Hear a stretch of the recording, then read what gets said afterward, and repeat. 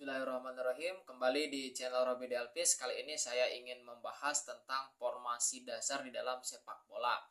Formasi dasar sepak bola yang akan saya bahas pada kesempatan kali ini yang pertama adalah formasi 3 center back ya.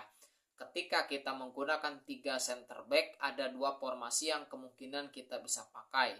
Yang pertama adalah formasi 3-4-3. Nah, kemudian formasi yang kedua adalah 3-5-2. Pada kesempatan ini kita akan bedah dulu formasi 3-4-3. Formasi 3-4-3 itu menempatkan ada 3 center back di belakang, di tengah ada 4, kemudian di sisi penyerangan ada 3. Nah, 3-4-3 ini juga biasanya dirinci menjadi 3-4-2-1. Nah, itu di Indonesia, Timnas Indonesia bersama Coach Sintayong itu biasanya menggunakan pakem 3-4-3. Nah, 3-4-3 ini ketika di lapangan, ketika menyerang dan ketika bertahan biasanya bertransformasi atau berubah.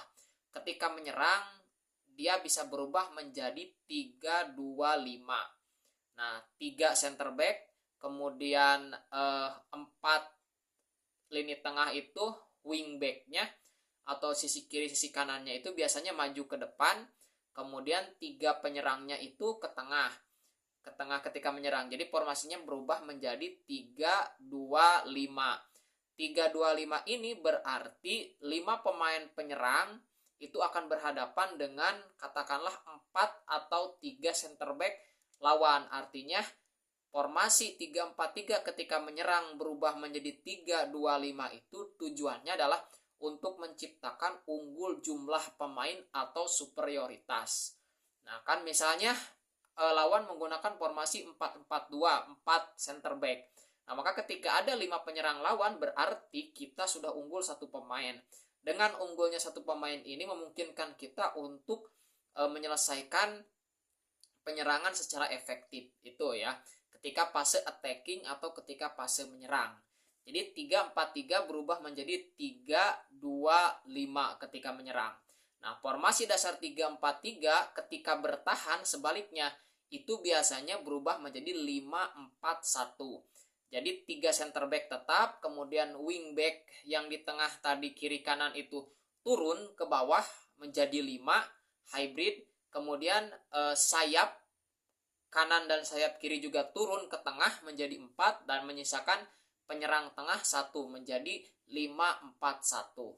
Nah, formasi 3-4-3 ketika menyerang 3-2-5 dan ketika bertahan 5-4-1 ini biasanya yang digunakan oleh Timnas Indonesia bersama Coach Sintayong.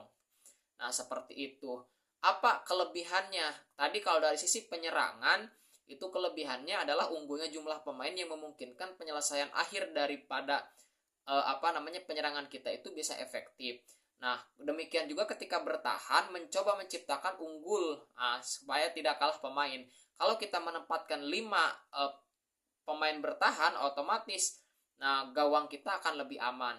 Tapi kata kuncinya ini terletak daripada pemain tengah paling kanan dan juga paling kiri ya, yang wingback ini 2. Nah, jadi bagaimana mereka harus naik dan harus turun itu cepat gitu. Ada tim yang ketika naiknya cepat, tapi turunnya agak lambat. Itu yang diperagakan oleh Persib Bandung di musim sebelumnya bersama Luis Milla.